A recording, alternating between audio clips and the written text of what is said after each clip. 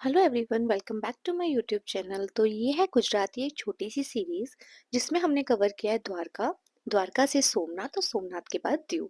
सबसे पहले हम शुरुआत करेंगे चार धाम में से एक धाम द्वारकाधीश जी से। और इस वीडियो में हम लोग आपको लेके चलेंगे नागेश्वर ज्योतिर्लिंग, बेट द्वारका, शिवराजपुर बीच और द्वारका के वो सारे मुख्य स्थान जहाँ आप जा सकते हैं अगर आप द्वारका की एक ट्रिप प्लान कर रहे हैं।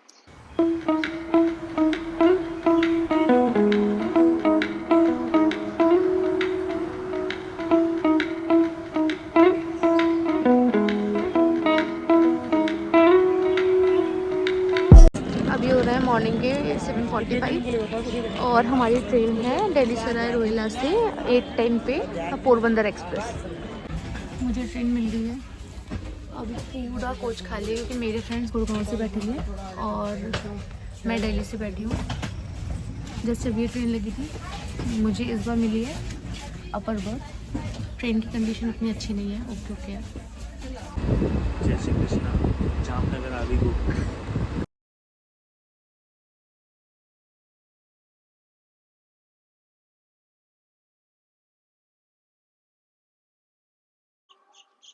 Hello good morning. तो अभी हो रहा है मॉर्निंग के 7:30 और हम लोग आ गए हैं जामनगर।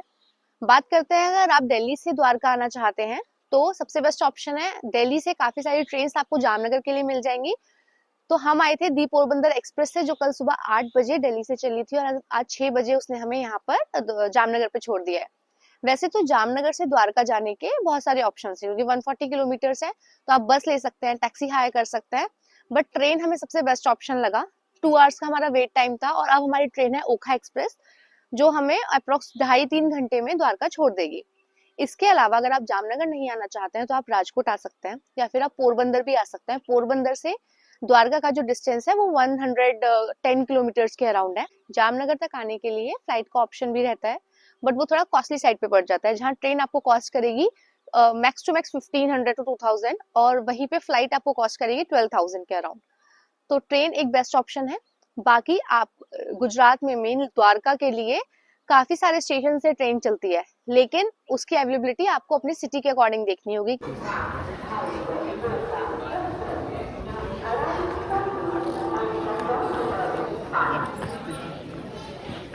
टाइम हो रहा है 8:37 और हमारी ओखा एक्सप्रेस ट्रेन आ गई है जो हमें जामनगर से द्वारका लेके जाएगी।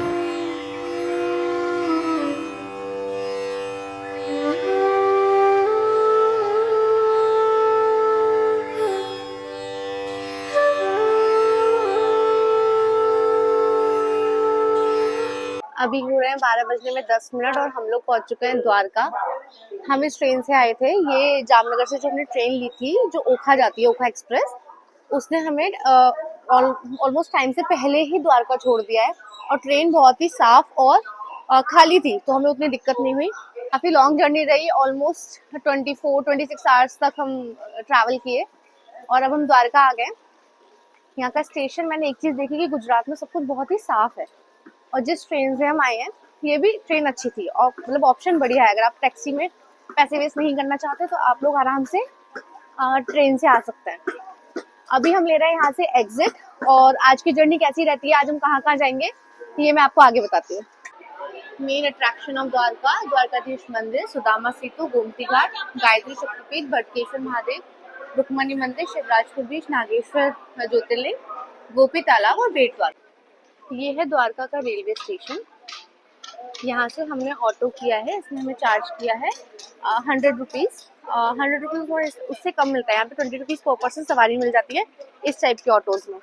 उन्होंने हमें इतने चार्ज किया क्योंकि वो हमें होटल तक छोड़कर आएंगे। जय श्री कृष्णा। फाइनली द्वारका पहुंच गए। अब बारी थी अपने लिए एक बजटेड होटल ढूंढने की। मेक माई ट्रिप पे जितने भी रूम्स दिखाता है वो आपको मंदिर से काफी दूर दिखाएगा। इस सिचुएशन में आपको टैक्सी और या फिर ऑटो का बहुत ज्यादा पे करना पड़ेगा। ये है होटल श्री दर्शन और हमें कॉस्ट हुआ है 1500 रुपीज पर नाइट। ये वॉकिंग डिस्टेंस पे है। तो finally we are ready for darshan. अभी 2 से 4 बजे तक मंदिर बंद था, तो हम लोग रेडी हुए हैं। अब हम लंच करेंगे। हमने सुबह से लंच नहीं किया है, ब्रेकफास्ट किया था जामनगर पे। अब हम कहीं पे लंच करेंगे और उसके बाद हम लोग जाएंगे द्वारकाधीश जी के दर्शन करने और आसपास जो भी एरिया होगा वो हम आज कवर कर लेंगे। वहाँ पे हमारा होटल है और ये रास्ता मंदिर जाता है। बीच में हमें द्वारावती रेस्टोरेंट मिला, हम तो ऐसे ही चले गए, लेकिन हाँ यहाँ का खाना बहुत अच्छा है, आप ऑप्शन में रख सकते हैं। रास्ता है और ये अमृतसर रेस्टोरेंट से उधर की तरफ अगर आप जाएंगे तो वहाँ से एंट्री है। यहाँ आके हमें पहली झलक मिली मंदिर की। अब ये जो रास्ता जाता है ये बीच के लिए जाता है। अभी हो रहा है 3:30 और मंदिर 5 बजे तक बंद है। 2 बजे मंदिर बंद हो जाता है, 5 बजे दोबारा से खुलेगा। तब तक हम थोड़ा आगे तक जाके देखते हैं क्या है यहाँ पे। अभी हम आए हैं सुदामा सेतु पे। सुदामा सेतु अभी कंस्ट्रक्शन चल रहा है इसलिए बंद कर रखा है। सुदामा सेतु के उस पार जो पुल का दूसरा एंड है वहां पर है वो जल वाले कुएं और पांडवों की गुफा। पांडवों की गुफा भी बन रहा है, बट अभी यहाँ पे पानी आया हुआ है तो हम उधर नहीं जा सकते। अभी हमें गोमती घाट पे, जो मंदिर के बिल्कुल पीछे है, ये शांत सा दिखने वाला गोमती घाट मॉनसून सीजन में समुद्र की लहरों से पूरी तरह भर जाता है।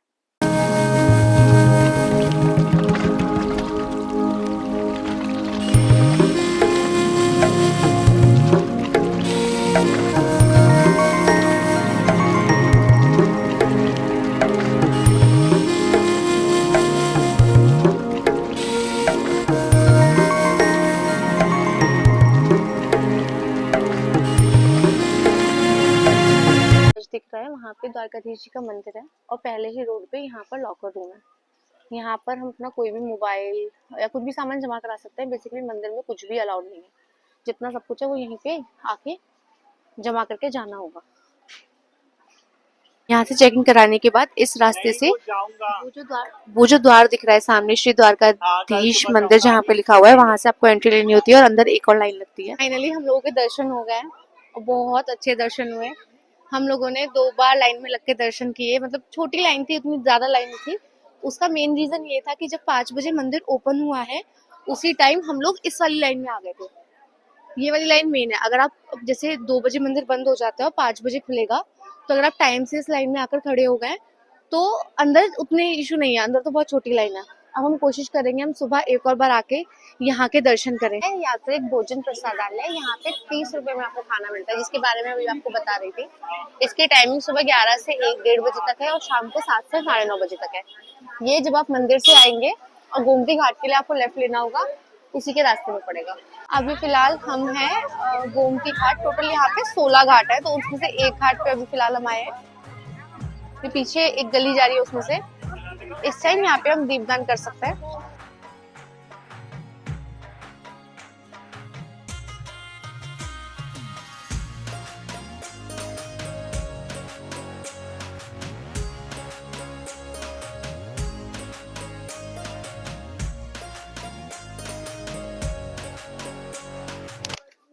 यहाँ पर टोटल 16 घाट है। एक हम दोपहर में गए थे, एक हम अभी होकर आए। ये जितनी भी सीढ़ियाँ जा रही है इन्होंने अलग अलग करके घाट बना दिया है। अब हम जा रहे हैं एक ऐसे घाट पे जहाँ से समुद्र दिखता है। वैसे तो अभी रात हो रही है तो शायद ना दिखे, बट एक बार जाकर देखते हैं।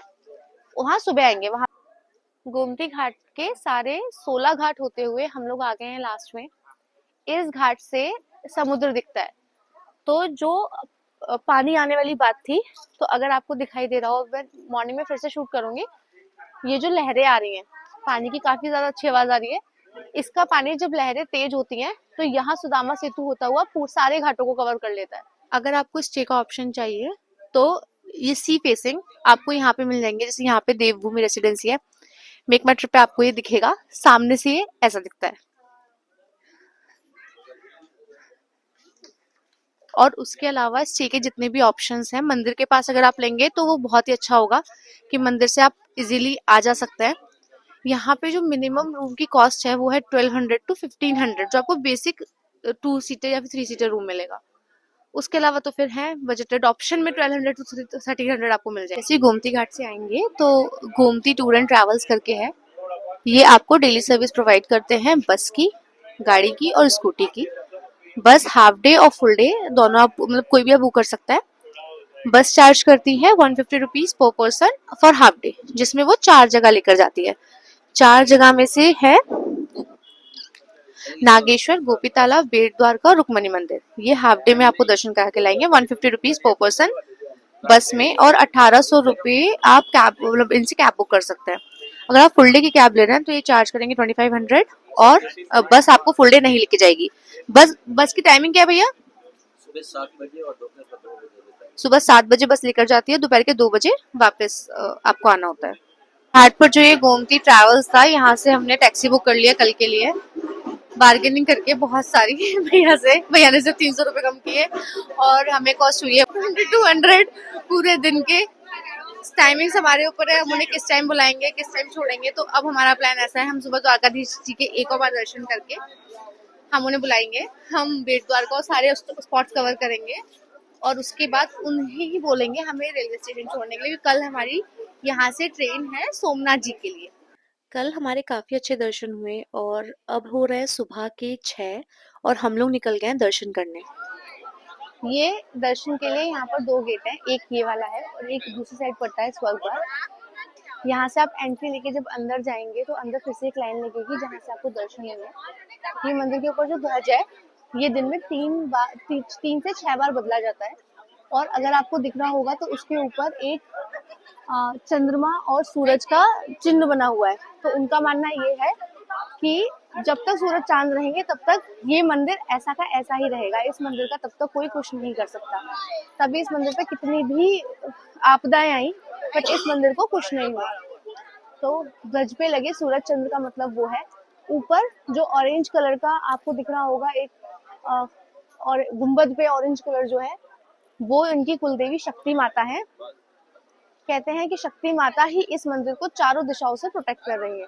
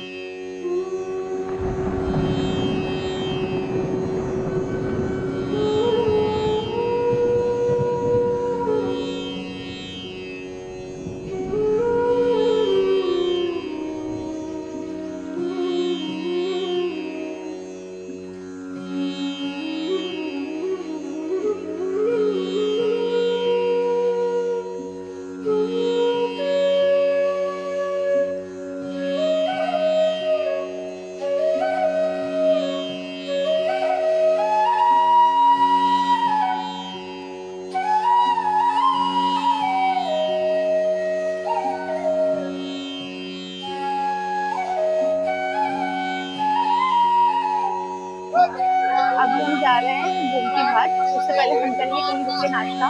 जब आप गुजरात में हैं तो आपको नाश्ते की कमी तो बिल्कुल नहीं होने वाली। यहाँ पे हर जगह आपको कुछ ना कुछ ढोकला, फाफड़ा, जलेबी ये सब मिलेगी। तो अभी हम नाश्ता करके फिर जाएंगे गोमती घाट। गोमती घाट पे 16 घाट है, जैसे मैंने कल बताया था 16 घाट है, लेकिन मतलब अलग अलग घाट बने हुए हैं। वहां पर एक घाट है जहाँ से आपको समुद्र दिखता है, तो हम अभी वहां पर जाएंगे। 16 घाटों में से ये वाला वो घाट है जहाँ पे ये समुद्र मिल रहा है।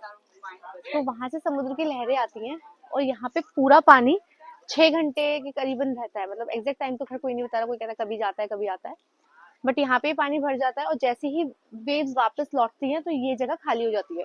उसके बाद ही हम यहाँ से क्रॉस करके उस तरफ जहाँ गुफा और कुएं हैं उस तरफ जा सकते हैं। वैसे तो ये घाट सबसे आखिरी में पड़ता है, लेकिन जब भी आप द्वारका आ रहे हैं, आप इस घाट पे ज़रूर आएँ क्योंकि ये अपने आप में ही एक यूनिक सा व्यू है। काफ़ी सुंदर लगता है और इसी के पीछे इन्होंने एक एरिया बना रखा है जहाँ पे रॉक्स वगैरह डाले हुए हैं। वो फ़ोटो के लिए बहुत ही अच्छी जगह है। और अब हमारी आ चुकी है कैब और हम लोग निकल रहे हैं बेट द्वारका के लिए। सबसे पहले पड़ेगा रुक्मणी माता जी का मंदिर, उसके बाद जाएँगे बेट द्वारका और आगे फिर बाकी की लोकेशंस। अभी हम पहुंच गए हैं रुक्मणी माता मंदिर।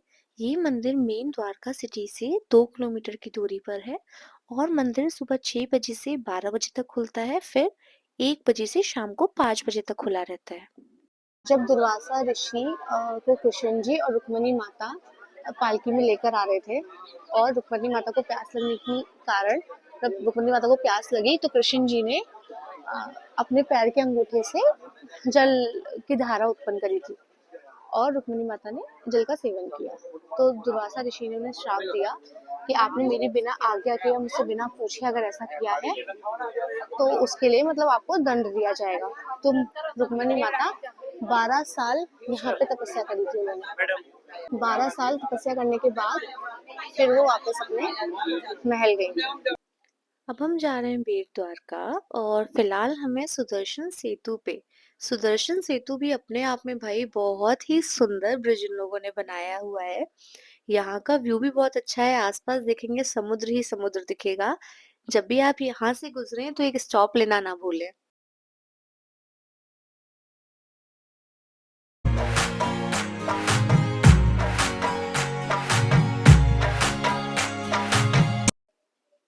और इस पॉइंट के बाद टैक्सीज या आपका पर्सनल व्हीकल अलाउड नहीं है, यहाँ से आपको ऑटो करना पड़ेगा।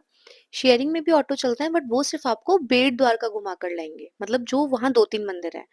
बट अगर आप ऑटो बुक करते हैं वो आपको कॉस्ट करेगा 400 टू 500 रुपीज, जिसमें बेट द्वारका भी लेकर जाएगा, आशापुरा मंदिर और हनुमान दांडी की भी बात आप उससे कर लें।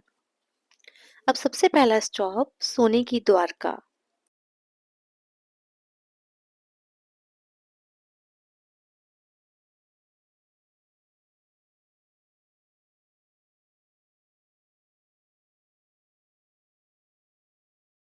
पछतावा हो बाद में कह रहे नहीं। अरे यूट्यूब पे देखो।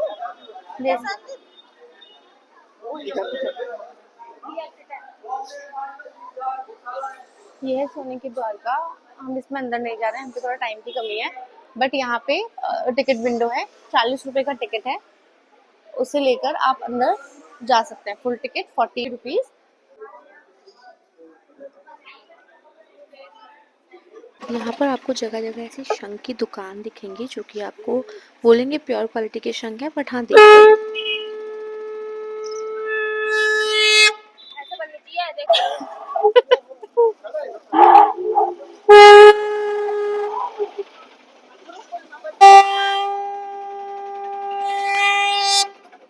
एक और बार भैया, एक और बार भैया प्लीज बजाओ ना, मैं एक्टिंग कर दूंगी। ऐसे ऐसे लगा के रखिए, सांस वास मत निकलना वरना उसमें आ जाए। अच्छा ठीक है।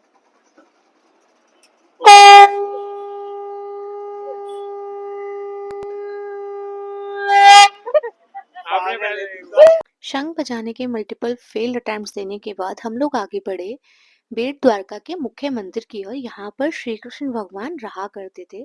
इस मंदिर के अंदर मोबाइल कैमरा कुछ भी अलाउड नहीं है और मंदिर 1 बजे बंद हो जाता है, इसलिए काफी ज्यादा भीड़ भी हमें मिली। वहां के दर्शन करके हम लोग निकले आशापुरा माता मंदिर की ओर। जो ऑटो बुक आप पहले से करके लाएंगे वो ही आपको आगे ले जाएगा। बेट द्वारका से बहुत मुश्किल होगी आपको हनुमान दांडी और आशापुरा माता मंदिर के लिए ऑटो मिलने में। ये मंदिर दोपहर में भी खुला रहता है, तो आप बेट द्वारका के दर्शन करके यहाँ पर आ सकते हैं और हनुमान दांडी मंदिर भी खुला मिलता है।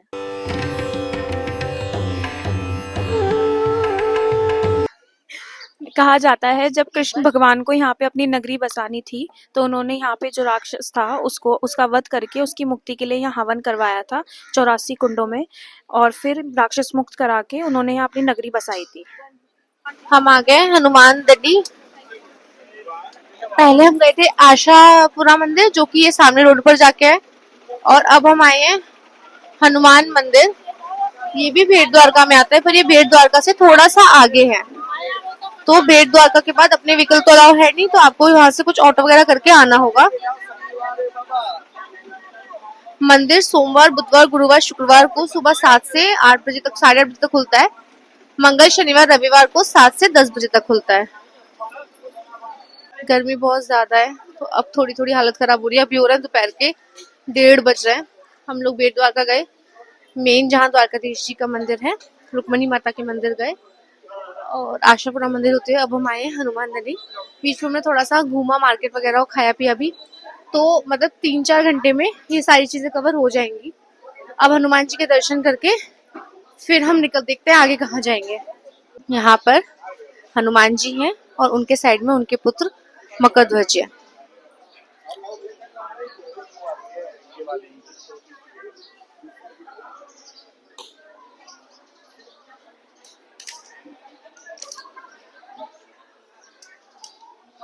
पूरे विश्व में एक अकेला ऐसा मंदिर है जहाँ पे हनुमान जी अपने पुत्र मकरध्वज के साथ विराजमान है। ये बेट द्वारका से कुछ 10 किलोमीटर के आसपास आगे पड़ता है, बेट द्वारका का ही पार्ट आता है ये। वैसे तो पूरे हर जगह पे हनुमान जी हनुमान जी की प्रतिमा वानर स्वरूप के रूप में होती है, लेकिन यहाँ पर हनुमान जी का हनुमान स्वरूप रूप है और कहते हैं कि यहाँ पर हर जगह उनके हाथ में गदा होती है, पर यहाँ पर उनके हाथ में मगदर दंड है और हनुमान जी की मूर्ति पाताल लोक में जा रही है और मकर ध्वज की पाताल लोक से ऊपर आ रही है। ऐसा कहते हैं कि जिस दिन ये मूर्ति पूरी तरह से पाताल लोक में चली जाएगी हनुमान जी की, उस दिन कलयुग समाप्त हो जाएगा। अभी हम उतरे हैं सुदर्शन सेतु पे। ये अभी रिसेंटली बना है। उससे पहले जब हमें बेट द्वारका जाना होता था तो उस तरफ से इस तरफ के लिए बोट चलती थी और अभी ये ब्रिज बन गया है, तब से आप अपने व्हीकल से आराम से यहाँ से आ जा सकते हो। अब बोट लेकिन इन लोगों ने बंद कर दी है। बेट द्वारका के सारे मुख्य मंदिरों में दर्शन करने के बाद अब बारी थी गोपी तालाब जाने की। हम लोग सुदर्शन सेतु होते हुए आगे बढ़ गए गोपी तालाब की ओर। अभी आए हम गोपी तालाब, इसे अर्जुन कुंड भी बोलते हैं। जब हम भेड़ द्वारका से वापस रास्ते में द्वारका जा रहे हैं, वहां से दो कट पड़ता है, एक जो द्वारका जाता है और एक जो नागेश्वर ज्योतिर्लिंग और गोपी तालाब जाता है। अंदर चल के देखते हैं गोपी तालाब और इसका इतिहास हम आपको बताते हैं।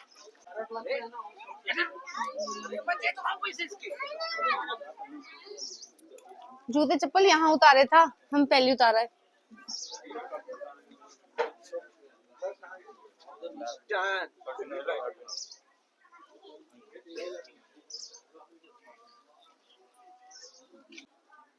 ये यहाँ पे मुख्य मंदिर है, श्री गोपीनाथ जी।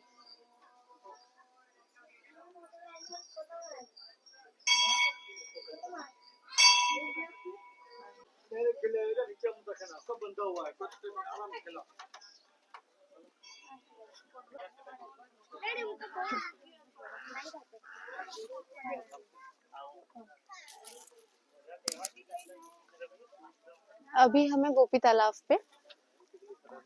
की हिस्ट्री ये है कि कृष्ण जी ने अपनी 16,108 रानियों को अर्जुन के साथ वापस मथुरा भेजा था और जब वो रास्ते में जा रहे थे तो ये तालाब पड़ा और वो रानियां यहाँ पर रुक गई। जब वो यहाँ पे रुकी और उन्होंने देखा कि किसी ने अर्जुन पे अटैक कर दिया है, तो उन्हें लगा कि हमारे रक्षक पे ही अटैक हो गया, तो हमारी रक्षा कौन करेगा। इस डर से उन्होंने इसी तालाब में जल समाधि ले ली, इसी जल में समा गई सारी रानियां। उसके बाद यहाँ पे ये वरदान मिला, या ये कह लो कि यहाँ की जो मिट्टी है वो गोपी चंदन के नाम से जानी जाती है और बहुत ही पवित्र होती है। अभी हमने खरीदी भी है गोपी चंदन।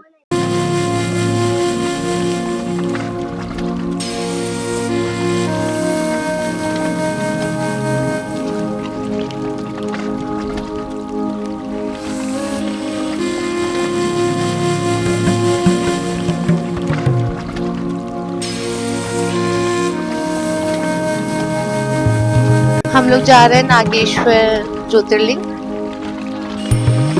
12 ज्योतिर्लिंग में से एक भी है। ये मंदिर सुबह 6 बजे से 12:30 बजे तक खुला रहता है और फिर शाम को 5 बजे से 9:30 बजे तक।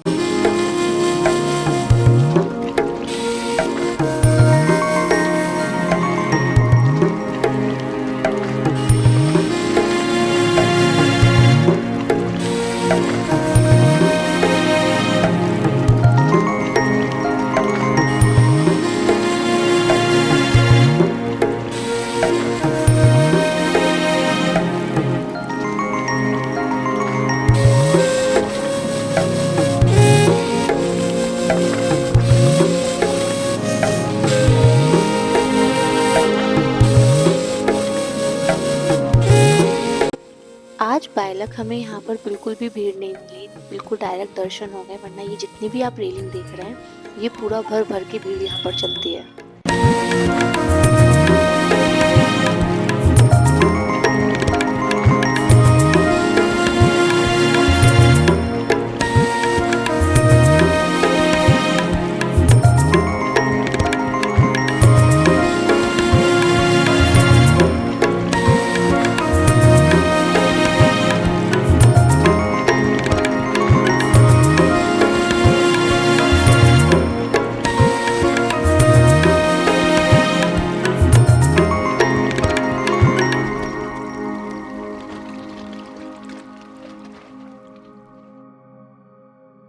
अभी हमें नागेश्वर ज्योतिर्लिंग में और यहाँ पे हम दर्शन कर कर आ गए। तो यहाँ पर शिव जी और पार्वती माता को नाग और नागिन के रूप में पूजा जाता है। कहते हैं द्वापर युग में कृष्ण जी यहाँ पर काफी बार अभिषेक करते थे। तो ये पूरे 12 ज्योतिर्लिंग में से 8वें नंबर की ज्योतिर्लिंग है। हम लोग दर्शन कर कर आ गए, काफी अच्छे दर्शन हुए। काफी पास से, मतलब बहुत पास से तो दर्शन यहाँ पर अवेलेबल नहीं है, उसके लिए आपको पंडित को फीस देनी होगी, और अगर आप अभिषेक करना चाहते हो तो वो फैसिलिटी अवेलेबल है। पर दर्शन काफी अच्छे हुए हैं। यहाँ पर शिव जी की बहुत बड़ी प्रतिमा है जो आपको काफी दूर से ही दिख जाएगी। जब आप रास्ते में आ रहे होंगे तो आपको पहले ही दिख जाएगा कि हाँ यहाँ पर ज्योतिर्लिंग है। अब हम जा रहे हैं शिवराजपुर बीच, है ना? यहाँ से भी कितने किलोमीटर है? यहाँ से कम से कम 15 किलोमीटर। नागेश्वर ज्योतिर्लिंग से 15 किलोमीटर।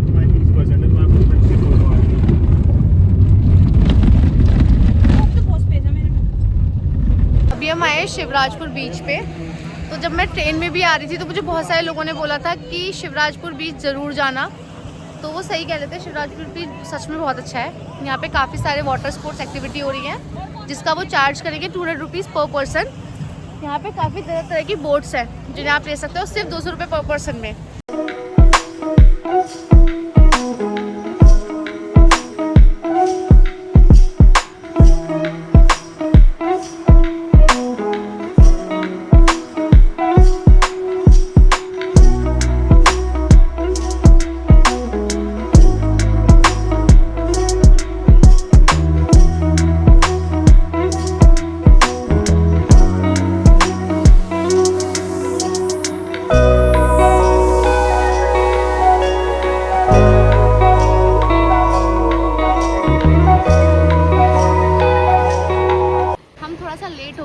सनसेट हो गया है, वैसे हमने सनसेट देख लिया, बट हाँ ये है कि यहाँ पे वाटर एक्टिविटीज़ जो भी हैं वो आफ्टर सनसेट नहीं होती, और ऑलमोस्ट 6:30 ये बीच बंद हो जाता है क्योंकि इसका जो एरिया है वो बहुत ही सुनसान टाइप है आने का। लेकिन अगर आप द्वारका आ रहे हैं तो शिवराजपुर बीच ज़रूर आएँ, सच में बहुत ही सुंदर जगह है। अभी हम जा रहे हैं वाटर एक्टिविटी पता करने। वैसे भैया से हमने बात करी है, वो बोल रहे हैं कि 200 रुपीज़ पर पर्सन में आप कोई भी वाटर स्पोर्ट, मतलब जैसे बोट हो गई या फिर अलग अलग टाइप की बोट्स है, वो सब कर सकते हो। अभी हम जाते हैं, सनसेट हो चुका है, पूछते हैं कि वो करा रहे हैं कि नहीं करा रहे हैं। कौन सी राइड्स अवेलेबल है? जो बनाना राइड है, ड्रैगन राइड है, मिकी माउस है, डिस्को राइड है, बम्पर राइड है, स्पीड बोट है और स्कूबा डाइविंग, पैरासेलिंग। इसका प्राइस क्या रहता है? जो स्कूबा का प्राइस 2000 है पर हेड, और पैरासेलिंग का 1500 पर हेड चार्ज है, और कोई भी राइड करो 200 रुपये पर हेड चार्ज है। ये वाली बोट, ये वाली, और देख अंदर कैसा है, देख पहले। इसमें जाएंगे हम तीनों, इसमें बैठेंगे।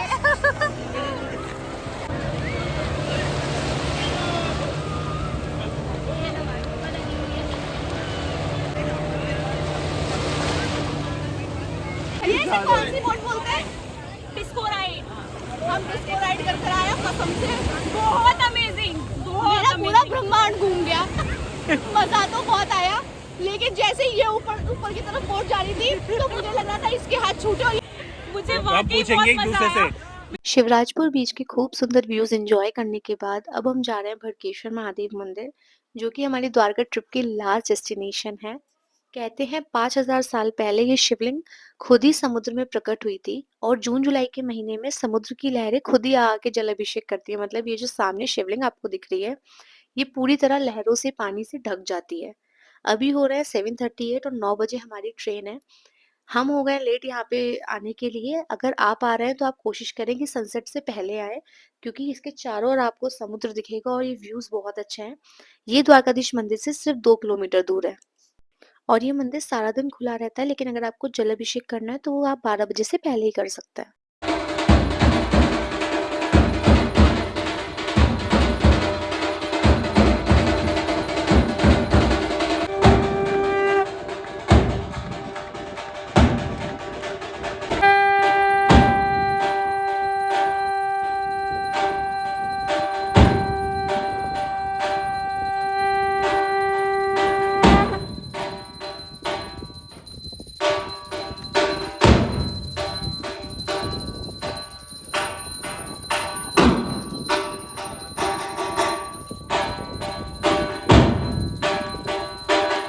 भड़केश्वर महादेव के दर्शन करने के साथ साथ हमारा द्वारका का सफर यहीं पे खत्म होता है।